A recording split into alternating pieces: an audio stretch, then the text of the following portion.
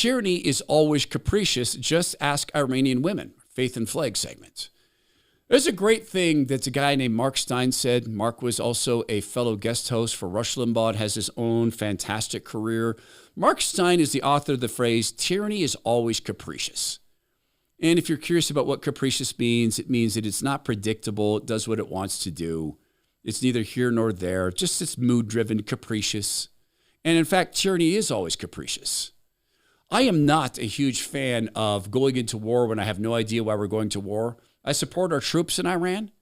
Absolutely. I'm amazed at what they do. I'm deeply thankful for them. I want them to continue to utterly crush it because I want them home, because that's what we do as Americans. I have no question about that.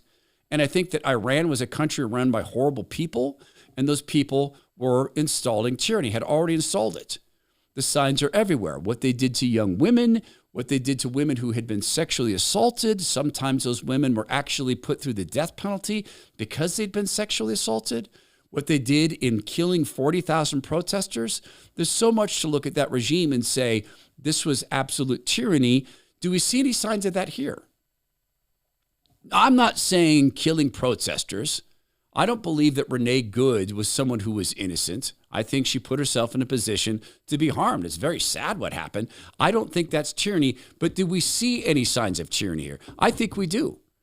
And I think it's actually very comparable to what we saw in Iran.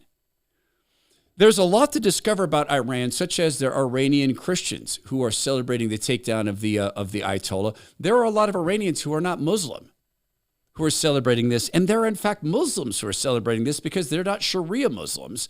There's also some learning about what Iran has been in terms of tyranny and capriciousness. Watch this. Everyone in Iran is talking about this video.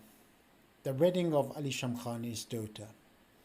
One of the most powerful men in Iran who survived the latest Israeli attack.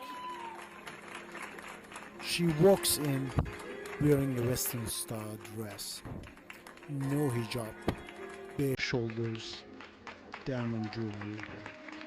Everything the regime says women in Iran can do. The past 4 years, people couldn't believe it.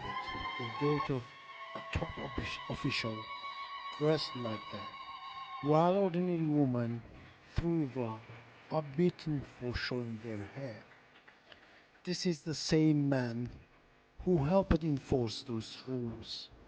And now people are asking if this is how they live. What do those rules really mean for them? The video spread like a wildfire online. Some call the wedding of hypocrisy, others says it shows what Iranians have filmed for years. Now, of course, we could look back in recent history and remember times where the servants wore masks, but not the served. Can't we? But are there other signs of hypocrisy, other signs of tyranny and the capriciousness of it? Yeah, there is. Came out of Congress. And of course, it's related to money because so much is, and I'll show you this in a second. Our money rests in our hopes for our future, the ability to retire. And what does that mean to you? What does retirement mean financially to you? To my friend Zach Abraham, Chief Investment Officer, Bulwark Capital Management, it means knowing exactly how much money you'll have every month for the rest of your life. That's what it means. And he does this through an obsessive focus on risk management. And guys, if your retirement portfolio was not set up like today, I don't know how it's risk managed. Zach actively manages every single portfolio which can reduce risk and volatility. He and his team are always making changes, always adapting, always hedging risk. And he'll take you on a journey of what he thinks he might be able to do for you, such as telling you, don't change. That could be the outcome of this journey. No obligation, 3 free consultations with Zach Abraham. Go to knowyourriskpodcast.com. That's knowyourriskpodcast.com to sign up. It's as easy as knowyourriskpodcast.com.